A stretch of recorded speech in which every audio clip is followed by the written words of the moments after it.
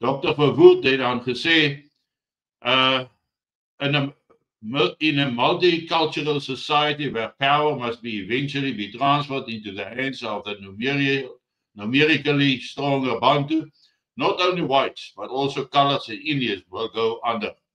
Over time, even the Bantu masses will not benefit because on the strength of what has happened elsewhere in Africa, it must be taken into consideration that South Africa will develop into an autocracy or dictatorship on account of the lack of ability to manage a complicated administration.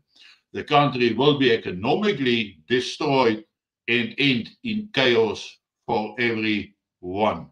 Dit is daar gesê deur Dr. Verwoerd destyds. So daar's nog aanhalings uit daardie tyd uit van ou Afrikaner leiers met baie ondervinding in Afrika wat hy dan ook van hulle af sê.